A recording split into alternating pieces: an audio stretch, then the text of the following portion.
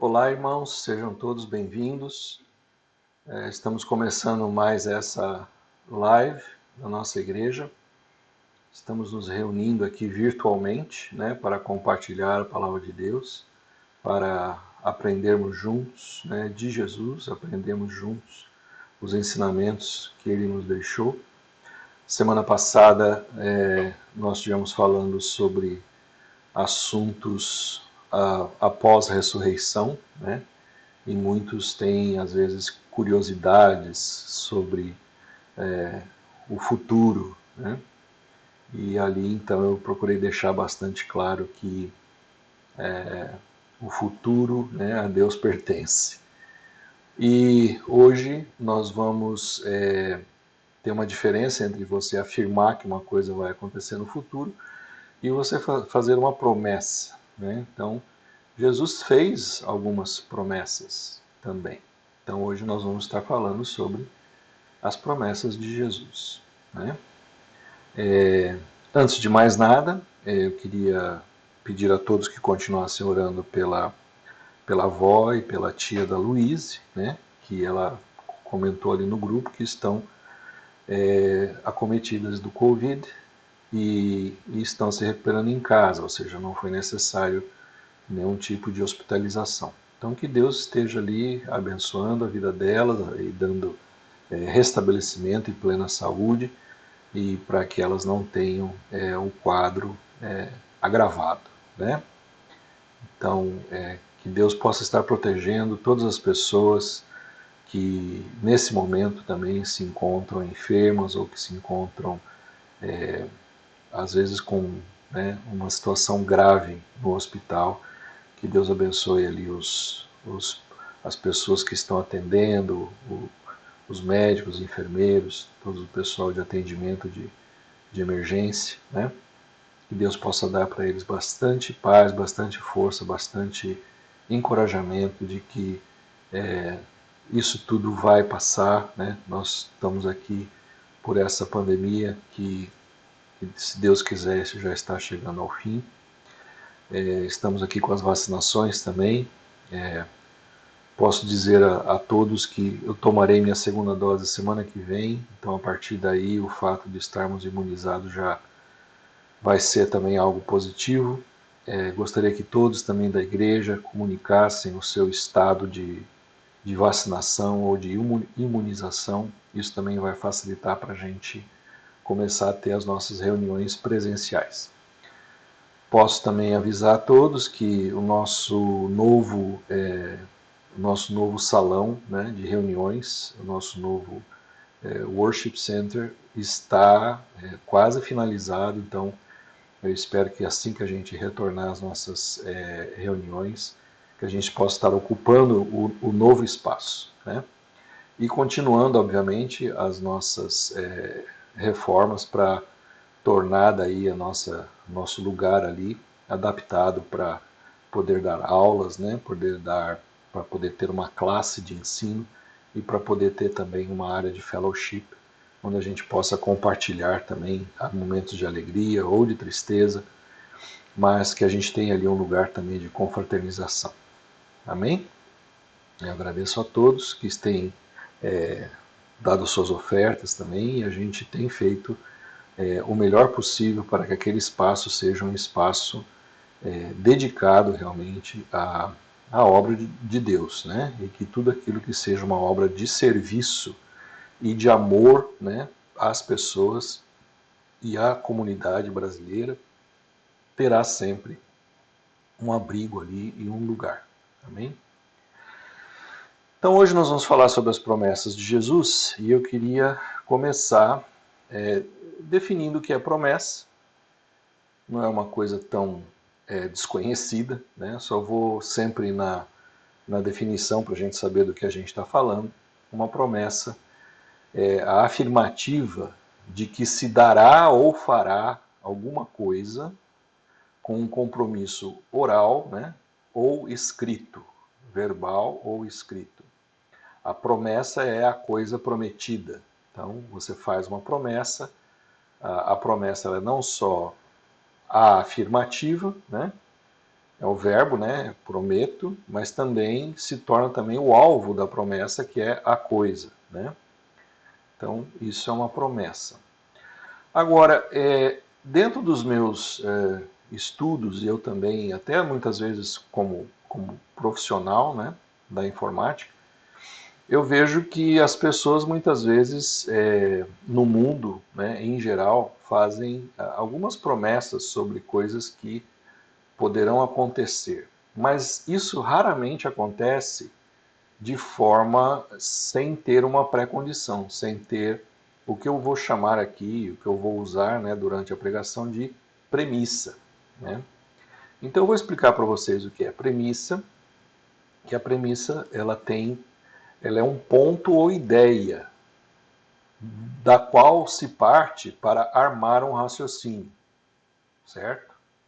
Então, premissa é cada uma das proposições que compõem um silogismo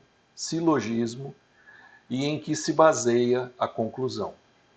Ou seja, a premissa é aquilo que você tem antes, como se fosse uma condição para que a cadeia lógica daquilo que você está propondo aconteça, né? Então você tem um ponto de partida, aí você monta um raciocínio e aí você tem um ponto de chegada, né? Eu achei importante a gente explicar essas coisas, por quê? Porque Jesus também, né, fez várias promessas, né? Mas ele não deixou de colocar premissas nas promessas. Tá?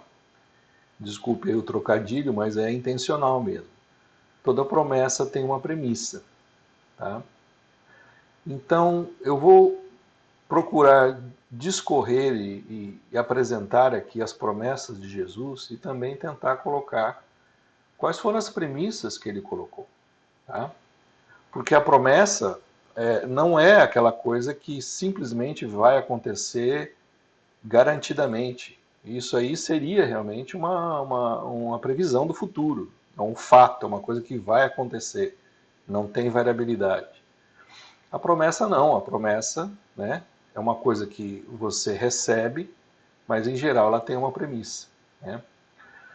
Os pais, por exemplo, podem se remeter a experiências, né, no ensino das crianças, quando você promete alguma coisa.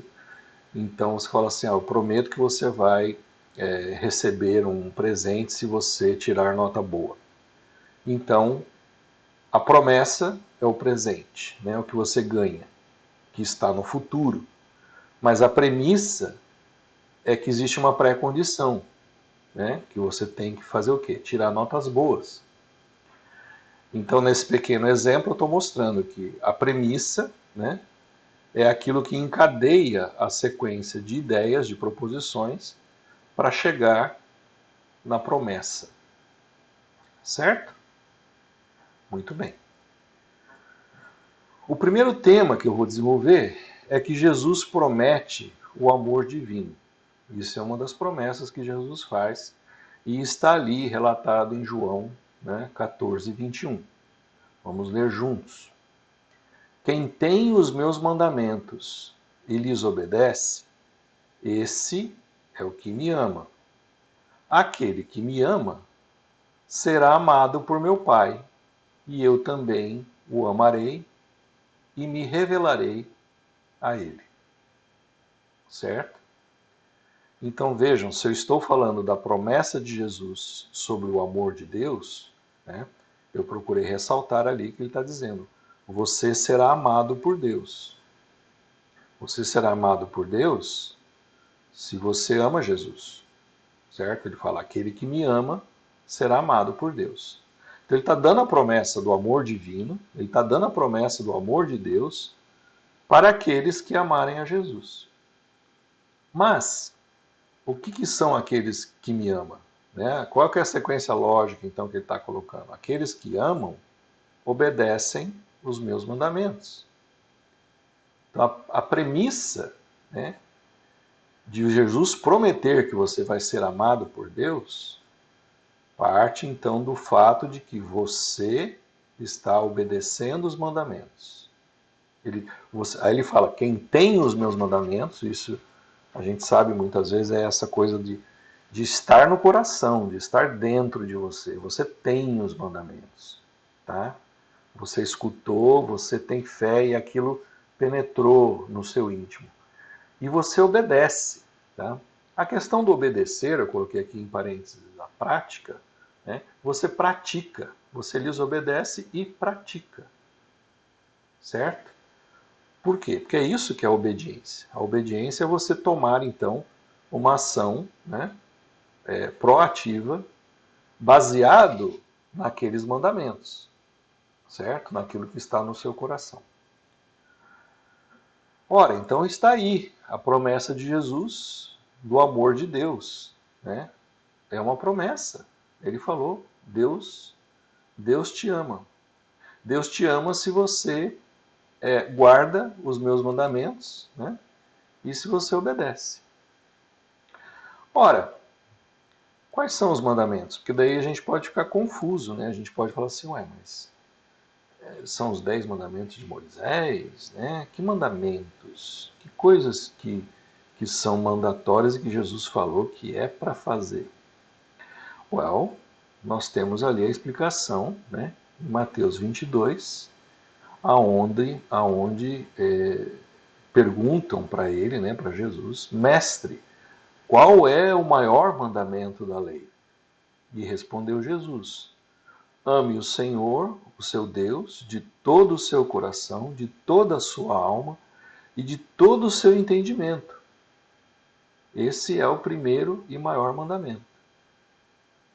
E o segundo é semelhante a ele: ame o seu próximo como a si mesmo. Destes dois mandamentos dependem toda a lei e os profetas. Então nós sabemos que Jesus resumiu toda a lei, todos os mandamentos, o que é que você deve fazer, né? Em dois: amar a Deus e amar ao próximo como a si mesmo. Ora, então está aí a promessa de que você vai ser amado por Deus, mas a premissa é que você ame a Deus e ame ao seu próximo como a você mesmo. Então, existe sempre essa reciprocidade entre a promessa de Deus para você, a promessa de Jesus para você e o que você vai fazer, na verdade, né, como premissa para essa promessa. E ela é autoalimentada. Você ama a Deus, você ama o próximo. Quando você faz isso, você está obedecendo o que Jesus mandou. E Jesus disse: os que fazem isso me amam, estão dizendo que me amam. E se eles me amam, o Pai está vendo. E ele também vai amar você. É simples assim. É simples assim. Está aí uma promessa de Jesus e ela parte então da premissa de que você é amado por Deus se você ama o seu semelhante, você ama a si mesmo e você tem essa paixão no seu coração por Deus, que é, no caso, Jesus e a palavra dele encarnada. Certo? A segunda promessa que eu coloquei, eu acho que também eu não fui exaustivo, né, de quantas promessas, não é esse o ponto. Eu quis colocar pelo menos 3 aqui, para a gente ver que existe sempre essa sistemática, né? Existe uma lógica. Jesus não é uma pessoa do oba-oba, né? Não é uma pessoa do eu não tenho que fazer nada. Não, ele falou, amar ao próximo. É uma premissa, certo? Quem não ama o próximo, não ama a Deus. É simples assim.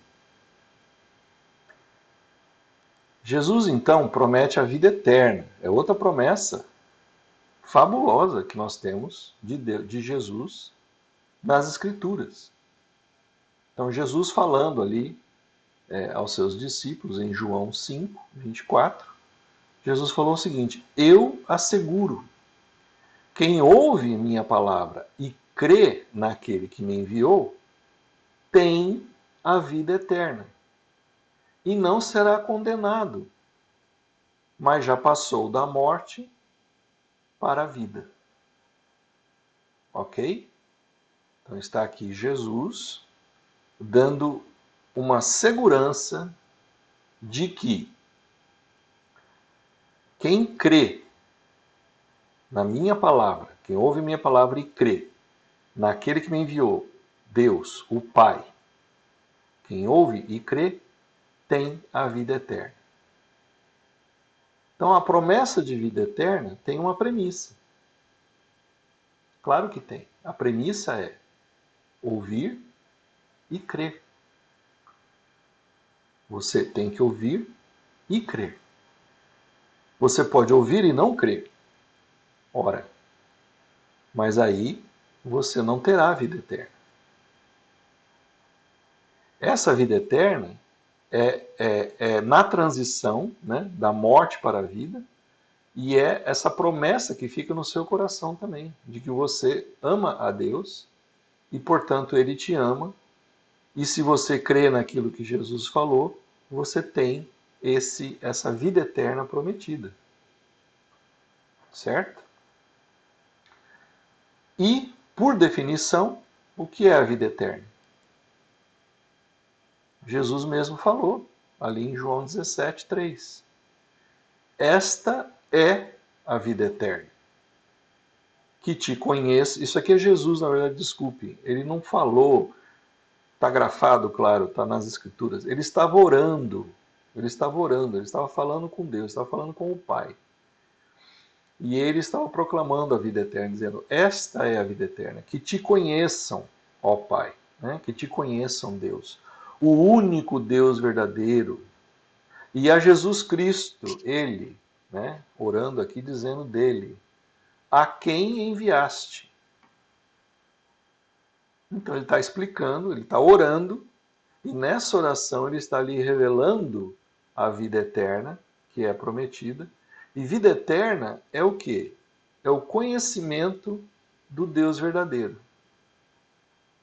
E o conhecimento de Deus verdadeiro é dado através de Jesus, que foi enviado por Deus para a revelação de quem Deus é. Então, como é que você conhece a Deus, o Deus único e verdadeiro? Conhecendo a Jesus.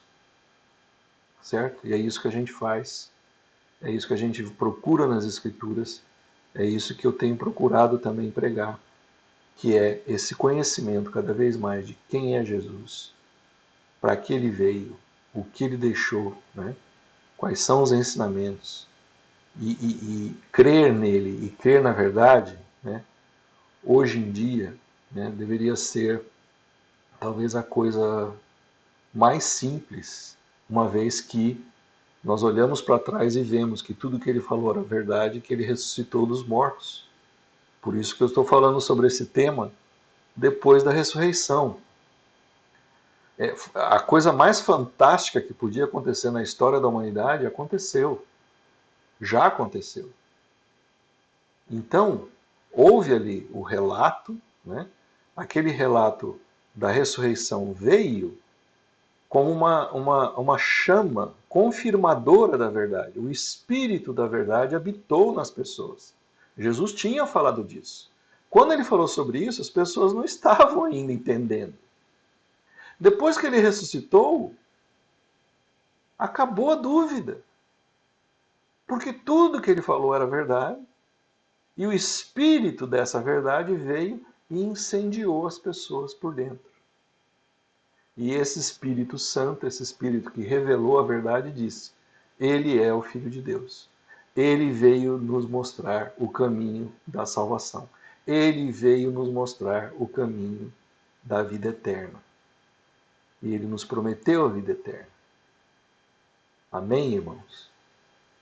Isso é fundamental na mensagem do Evangelho. Ele ressuscitou. Sim, ele ressuscitou. Praticamente foi o que eu perguntei na semana passada. E o que mais você está esperando? O que mais você quer saber? É fato. Agora, a partir disso, existe o quê? Existe o Espírito da Verdade. O Espírito da Verdade deve produzir em você essa fé em Jesus.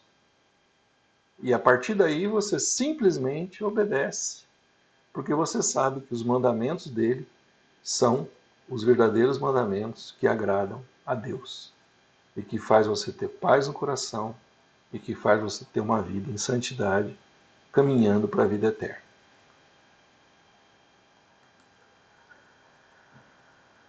Vejam bem, quando ele ressuscitou, foi bom que eu falei até sobre a ressurreição, porque está aqui mais um texto, né? Ali em João 5, onde Jesus está dizendo o que vai acontecer. Ele falou o seguinte: não fiquem admirados com isto, pois está chegando a hora em que todos os que estiverem nos túmulos ouvirão a sua voz, ouvirão a voz de Deus, e sairão, e sairão. Os que fizeram o bem ressuscitarão para a vida. Os que fizeram o mal ressuscitarão para serem condenados. Então, mais uma vez, Jesus coloca esse fato histórico, né, de uma divisão de águas, inclusive das coisas espirituais, inclusive das almas, inclusive das pessoas que morreram, das pessoas que morreram no passado e que vão morrer no futuro, que é o momento exatamente do juízo, do julgamento. Que ele falou: eu não vim para julgar, eu vim para salvar. Mas há um juiz. O juiz é Deus. E ele fala sobre isso o tempo todo. Ele fala assim: eu não posso fazer nada sobre isso. Isso aqui está determinado pelo Pai. Os que fizeram o mal ressuscitarão para serem condenados. Ou seja, é a segunda morte. É a morte realmente daqueles que não se aproximarão de Deus. Não verão a face de Deus, né, plenamente revelada em sua santidade. Por quê? Porque não fizeram o bem. Não fizeram o bem. Não amaram. Não amaram o próximo. Que é o mandamento de Jesus. Então, se você, né, aceita Jesus, ele falou a verdade, ele ressuscitou, a chama do Espírito Santo veio, incendiou aquela região, espalhou a mensagem do Evangelho para todas as nações, você recebe isso hoje. Acredite, irmão. Ame. Ame e faça o bem a todos que você encontrar no caminho. Esse é o Evangelho da salvação. Você vai ser amado por Deus, porque você está amando o seu irmão. E você terá a vida eterna. Mais uma promessa? Jesus promete perdão. Sim, ele promete perdão. Ele promete perdão dizendo o seguinte, ali em Mateus 6, 14 e 15. Pois, se perdoarem as ofensas uns dos outros, o Pai Celestial também perdoará vocês. Mas se não perdoarem uns aos outros, o Pai Celestial não perdoará as ofensas de vocês. Jesus que está dizendo. Ele está prometendo o perdão de Deus, ele está dizendo, o Pai Celestial perdoará vocês, se vocês perdoarem uns aos outros. Se vocês não perdoarem uns aos outros, o Pai Celestial também não perdoa. Qual que é a premissa? Perdoar as ofensas uns dos outros. Não sei se vocês percebem o padrão, né? Você tem a promessa do amor divino, se você ama. Você tem a promessa da vida eterna, se você acredita em Jesus. Você tem a promessa do perdão, se você perdoar. Tá? Então acho que é muito claro que para as promessas se cumprirem, na sua vida, na minha vida, Jesus está dizendo: me amem e obedeçam às minhas palavras. Eu vim dar o caminho, eu sou a salvação. E se você tem isso como fé na sua vida, ninguém vai tirar mais isso de você. Isso se torna parte de você. Amar aos outros, amar o irmão, se torna parte do que você é. E isso é promessa de vida eterna. Se você não está preocupado, vai acontecer como foi dito na pregação anterior.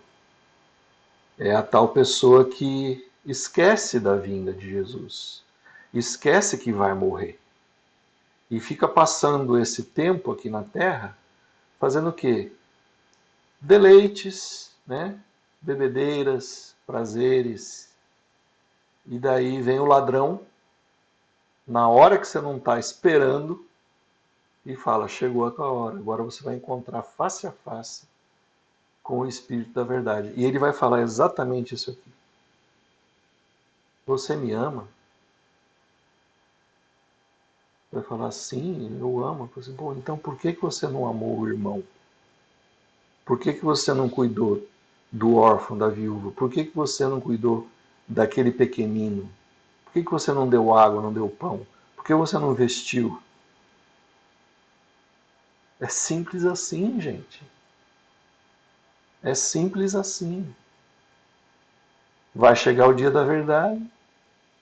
E aquelas pessoas que se sentem muito ofendidas nessa vida, precisa perdoar. Precisa perdoar. Porque, em geral, a pessoa que ofende você, você tem aquele sentimento de que ela pecou contra você. Ora, você também é pecador. Então, ela peca numa coisa, você peca em outra. Nesse ponto, então, somos todos iguais. Então, é necessário perdoar e ter misericórdia, para que você também tenha misericórdia. É simples. A premissa é: perdoe as ofensas dos outros. Como consequência, Deus te perdoa. Deus te perdoa.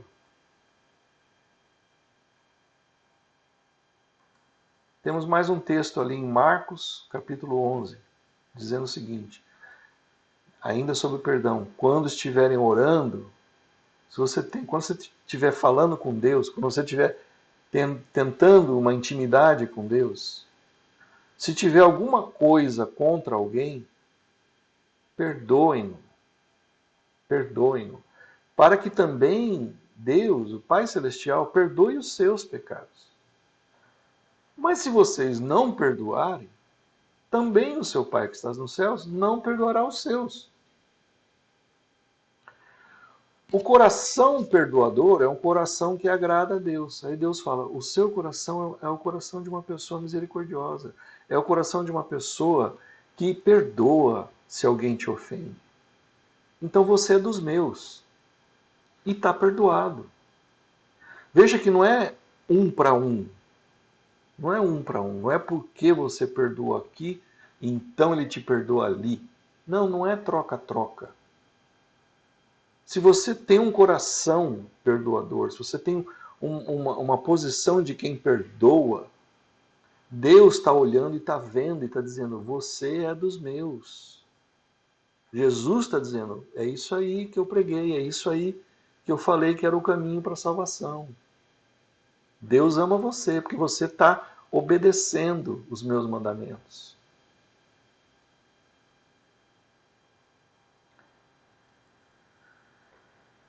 Então, irmãos, estou chegando já numa conclusão. A mensagem pode ser até que seja mais curta, mas muito importante para a gente entender as promessas e as premissas.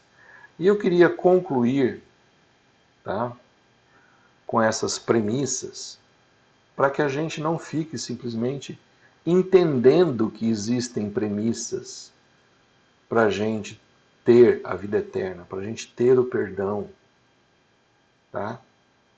Para a gente ter a qual que é o outro ponto? O amor, para a gente ser amado por Deus. Existem essas premissas, mas elas têm que ser praticadas. Elas têm que ser praticadas, tá? Vamos voltar então ao ensinamento que foi, inclusive, o pastor Sérgio que deu sobre aquela parábola do homem que constrói, né, a casa na rocha e na areia. O que foi concluído ali em Mateus 7:24? Ele fala assim, Jesus fala assim: portanto, quem ouve estas minhas palavras e as pratica é como um homem prudente que construiu a sua casa sobre a rocha. Amém? Quem ouve as palavras e pratica, esse é o prudente. Esse é aquele que não está vivendo descuidadamente para a hora da chegada do ladrão. Esse é o que está orando e vigiando. Esse é o que está em contato com Deus nas suas orações. É aquele que está praticando.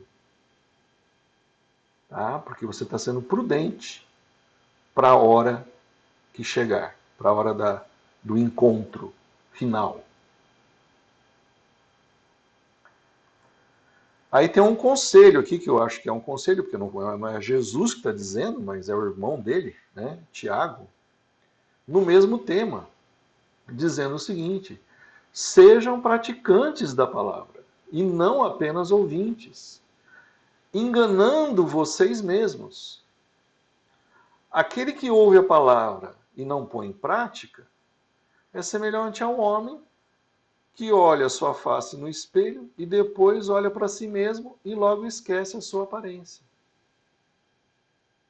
Ele fez apenas um pequeno, uma pequena parábola aqui, uma pequena similaridade, né, de você ser confrontado pela palavra para mostrar para você é isso que você é isso que você deve se arrepender, é isso que você deve fazer em lugar do que você está fazendo, né?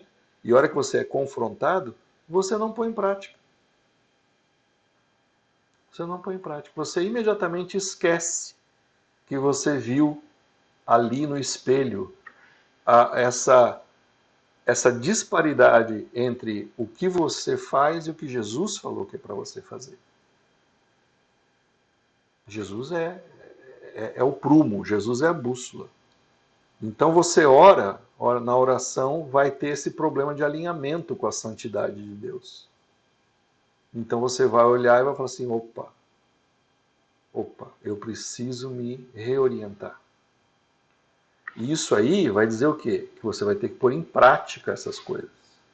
Se você não pratica, você acabou de esquecer tudo isso que Jesus e que essa sua oração, né, que a oração que você fez te revelou. E eu acho que é muitas vezes por isso que a gente fica orando, orando, orando e nada acontece. Ué, nada acontece porque você precisa pôr em prática. Precisa pôr em prática. Jesus mesmo fala, né, em Mateus 10 o seguinte: quem, pois, me confessar diante dos homens, eu também o confessarei diante do meu Pai que está nos céus. Mas aquele que me negar diante dos homens, eu também o negarei diante de meu Pai que está nos céus. Mais uma questão de o que vai acontecer se não houver esse sincronismo, né, entre a promessa e a premissa. Porque confessar tem o mesmo significado aqui de dar testemunho. Tá? Dar testemunho. Porque não é blá blá blá, não é falar. Tá? É você dar testemunho com a sua vida. Se você dá testemunho perante os homens, tá? Jesus está dizendo, meu Pai que estás nos céus, tá? Terá esse testemunho seu. Ele está vendo. Mas aquele que não der o testemunho e negar tudo isso que Jesus está falando, e fizer, na verdade, o contrário, ou não fizer, que é, na verdade, também o ficar no muro, Jesus está dizendo, eu também vou te negar perante o Pai. Tá? E eu digo, nem precisa, Deus está vendo. É só Jesus explicando aqui o seguinte: dê o seu testemunho com a sua vida. Confesse que você me ama vivendo o amor. Confesse que você perdoa perdoando. Confesse que você ama a Deus, né, amando os irmãos. É simples. É simples e ele é auto-explicativo e ele se autoalimenta. A promessa de Deus vem da premissa de que isso está no seu coração. Se não tiver no seu coração, você vai para a escuridão, você vai para o buraco. A promessa não é que você vai estar sob a bênção de Deus. A promessa é que você vai estar sob a ira de Deus. Foi isso que João Batista falou. João Batista falou: ó, tá vindo Jesus aí e ele vai revelar toda a verdade. E aqueles que se orientarem pela verdade estarão com Deus. E aqueles que rejeitarem estarão sob a ira de Deus. Amém? Eu digo aqui confessar com os seus atos, né? Por quê? Porque eles falam mais altos do que a sua boca. Jesus mesmo disse ali em Mateus, ele está citando, na verdade, também um texto, né, de Isaías. Ele está dizendo o seguinte: hipócritas, bem profetizou Isaías acerca de vocês, dizendo: esse povo me honra com os lábios, mas o seu coração está longe de mim. Em vão me adoram. Seus ensinamentos não passam de regras ensinadas por homens. Esse povo ora, fala e não faz. Não está dentro do coração, não está no dia a dia, não está no testemunho vivo da sua vida. Jesus está dizendo, é hipocrisia. Você acha que ele está falando só com os fariseus daquela época? Você acha que não se encaixa isso aqui na vida de qualquer pessoa que honra com os lábios? Ou que me adoram? O que é essa adoração, né? Se não é praticar aquilo que Jesus ensinou?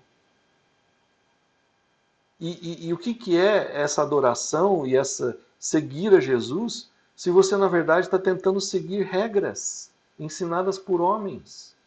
Você quer que pessoas te digam, faça isso, não faça aquilo, ó, isso é pecado, ó, é isso? É isso que você acha que está fazendo para agradar a Deus, seguindo regras? Jesus disse, quer agradar a Deus? Siga os meus mandamentos. Meus mandamentos, amar ao próximo como a ti mesmo, amar a Deus acima de todas as coisas. Você quer ser perdoado? Perdoe. As regras de Jesus são muito mais simples. Mas o coração do homem não quer aceitar. O coração do homem ainda é duro. Então, muitas vezes, é esse o trabalho que Deus está fazendo na vida das pessoas que não seguem e que não escutam a voz do bom pastor. Elas vão batendo a cabeça, elas vão sofrendo, elas vão tendo decepções, elas vão tendo coisas terríveis acontecendo. Até a hora que o coração fica mais macio. Aí, quando o coração fica macio, a pessoa se rende e fala: sabe o que, Jesus? Você está certo. E essa é a verdadeira conversão. É quando você fala: eu me entrego. Que é o que o americano fala: I surrender. Você nessa luta, né? Nessa luta de quem é que está certo, quem é que está com a verdade, que fulano me ofendeu, eu tenho meus princípios, eu sou isso, eu sou... Tira tudo isso da equação. E você simplesmente diz assim: Jesus, você está certo. Eu vou seguir a sua palavra e o seu mandamento. E aí o fardo é leve, irmãos. O fardo é leve, a vida é realmente uma vida, é aquela sensação da vida eterna aqui, nessa existência. É um gostinho de Deus. É um gostinho dessa intimidade, dessa dependência de Deus. Amém? Eu espero que vocês tenham sido abençoados pela mensagem e espero que vocês procurem cada vez mais a mensagem de Jesus nas Escrituras para que ela seja transformadora na sua vida. Até a próxima.